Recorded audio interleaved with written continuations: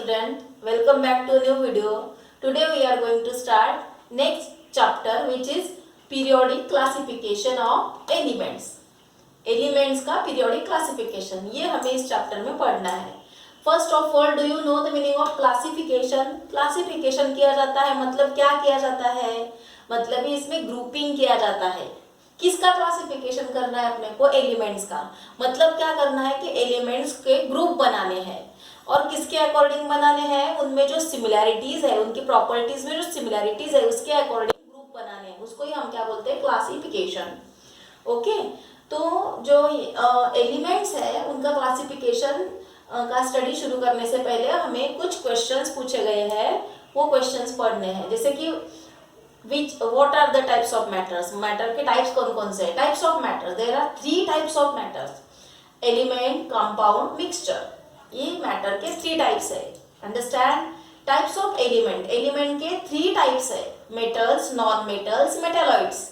इस प्रकार से element के 3 types है. The smallest particle of matter, matter का smallest particle कौन सा है? Atom of molecule is the smallest particle of matter. ये सब बेसिक कंसेप्ट है, इनको हमें बस रिकॉल करना है. Difference between molecules of element and molecules of compound. Element का मोलिक्यूल और कंपाउंड का मोलिक्यूल, इनमें क्या फर्क है वो समझना है बच्चों. तो molecule of element contain atom of same element. Molecule of element में सेम एलिमेंट के ही एटम है. For example H2, N2, O2, S8 एक ही प्रकार के एलिमेंट के एटम है इसमें. जैसे कि ऑक्सीजन के 2 एटम, नाइट्रोजन के 2 एटम, हाइड्रोजन के 2 एटम, सल्फर का 8 एटम, इस प्रकार से. Molecules of compound contain atoms of 2 और more different element. Understand? Molecules of compound में 2 और मोर डिफरेंट एलिमेंट्स के एटम होते हैं. फॉर एग्जांपल CH4, इसमें 2 अलग अलग एलिमेंट के एटम है. जैसे कि कार्बन का 1 एटम और हाइड्रोजन के 4 एटम, इस प्रकार से. वाटर का देखिए, हाइड्रोजन के 2 एटम और ऑक्सीजन का 1 एटम. ये पोटेशियम परमैंगनेट है KMnO4, इसमें पोटेशियम का 1 एटम. ये जो है 1 सेकेंड, यहाँ पे अपने को एक करेक्शन है. MnO4 M स्मॉल है यहाँ पे. क्यों बेटा? ये मैंगनीज का सिंबल है. पोटेशियम का 1 एटम, मैंगनीज का 1 एटम और ऑक्सीजन के 4 एटम. पोटेशियम का 1 एटम के पोटेशियम का सिंबल है, बताया ना. मैंगनीज का 1 एटम और ऑक्सीजन के 4 एटम, इस प्रकार से. अगला जो है अपना क्लासिफिकेशन ऑफ एलिमेंट्स. ये टॉपिक हम शुरू करने जा रहे हैं. Classification of elements. Today 118 elements are known to the scientific world. आज कितने? 118 एलिमेंट हमें पता चल गए अपने बुक के अकॉर्डिंग. अंडरस्टैंड? तो ये जो एलिमेंट्स हैं शुरू में इतने नहीं थे. पहले 1800 ईयर में ओनली 30 एलिमेंट्स प्रेजेंट थे, तो उनका स्टडी करना आसान था. लेकिन जैसे जैसे इसमें रिसर्च बढ़ता गया, एलिमेंट के नंबर बढ़ते गए और उनका स्टडी करना, उनकी प्रॉपर्टीज का स्टडी करना डिफिकल्ट होता गया. तो ये प्रॉपर्टीज का स्टडी करना आसान हो, इसलिए साइंटिस्ट ने इन एलिमेंट्स को क्लासिफाई करने की कोशिश की है. Understand guys? तो देखिए, क्लासिफिकेशन की जरूरत क्यों है? To ease the study of such a large number of elements, scientist started to classify them. Understand? ये जो लार्ज नंबर ऑफ एलिमेंट्स है, इनका स्टडी करना आसान हो, इसलिए साइंटिस्ट ने इन एलिमेंट्स को क्लासिफाई करना शुरू कर दिया है. इनिशियल क्लासिफिकेशन जो था वो किस प्रकार से किया गया था? एलिमेंट्स को इनिशियली मेटल्स, नॉन मेटल्स में क्लासिफाई किया गया, फिर आगे चल के उसको मेटालॉइड में भी क्लासिफाई किया गया. इस प्रकार से इनिशियल क्लासिफिकेशन हुआ था. फिर अनदर डिफरेंट मेथड्स जो है क्लासिफिकेशन के, वो कौन कौन से, वो अपने को अभी आगे पढ़ने हैं. तो इसमें पहली मेथड है डोबेरेनर-स्ट्राइड्स. ओके, ये डोबेरेनर-स्ट्राइड्स के बारे में अब हम पढ़ेंगे. This is the important topic. इसके ऊपर क्वेश्चन पूछा जाता है बच्चों. In the year 1817, German scientist Dobereiner suggested that properties of elements are related to the atomic masses. ये पॉइंट आप लोगों को याद रखना है बेटा. कौन सा पॉइंट? डोबेरेनर ने क्या सजेस्ट किया? Elements are related to atomic masses. Element किससे रिलेटेड है? एटॉमिक मासेस से रिलेटेड है। You should remember this, understand, क्योंकि आगे चल के एटॉमिक मास ये आप लोगों को बार बार आने वाला है, रिमेंबर दिस। तो क्या सजेस्ट किया कि जो एलिमेंट्स है उनकी प्रॉपर्टीज किससे रिलेटेड है, एटॉमिक मासेस से रिलेटेड है। आगे ये जो ट्राइड्स है बेटा, ये ट्राइड का मीनिंग क्या है, ये ट्राइड में आप लोगों को दिख रहा है कि ट्राई वर्ड दिख रहा है, ये ट्राई, ट्राई मीन्स व्हाट बेटा, 3। ट्राई का मीनिंग क्या होता है, 3, मतलब इसमें 3 एलिमेंट के ग्रुप किए गए हैं।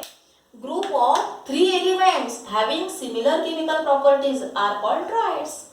3 एलिमेंट के ग्रुप किए गए हैं, ऐसे 3 एलिमेंट की जिनकी केमिकल प्रॉपर्टीज सेम है उनको ट्राइड्स बोलते हैं। तो ये डोबेरेनस ट्राइड का लॉ क्या है वो अपने को अभी समझना है बेटा। ये लॉ आप लोगों को पूछा जाता है, you should remember this law.